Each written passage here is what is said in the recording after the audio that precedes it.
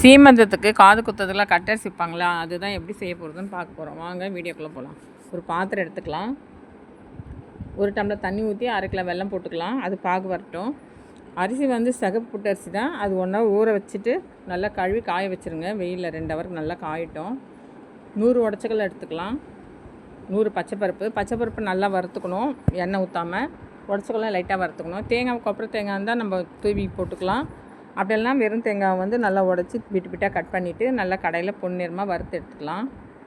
இப்போ எல்லாமே நான் வறுத்து எடுத்து வச்சுட்டேன். பாகு எடுத்துக்கலாம். ஒரு டம்ளர் தண்ணி ஊற்றிருக்கேன். பாகு எடுத்துக்கலாம்.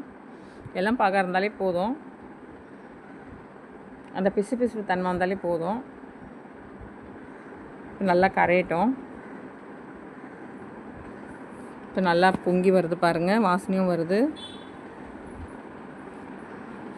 1 கிலோ அரிசிக்கு 1/2 கிலோ வெல்லம். இப்போ இந்த அளவுக்கு இருந்தால் போதும். இப்போ நம்ம அரிசி எடுத்து போட்டுக்கலாம். சிகப்பு புட்டு அரிசி நல்லா காஞ்சிருக்கு பாருங்கள். இப்போ போட்டு நல்லா கலரிக்கலாம். இப்போ உடச்சக்கல்லையை போட்டுக்கலாம்.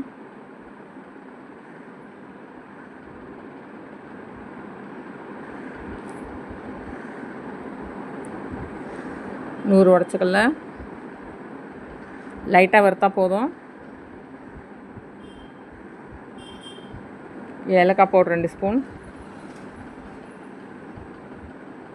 பச்சைப்பருப்பு 100 வறுத்தது. தேங்காய் நல்லா வறுத்தாச்சு. இப்போ நல்லா கலந்து விட்டுக்கலாம்.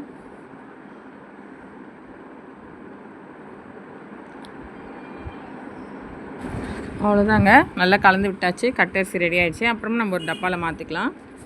நீங்கள் எப்படி பண்ணீங்கன்னு கமெண்ட்டில் சொல்லுங்கள். இந்த வீடியோ உங்களுக்கு பிடிச்சிருந்தால் லைக் பண்ணுங்கள், ஷேர் பண்ணுங்கள். அடுத்த வீடியோவில் பார்க்கலாம்.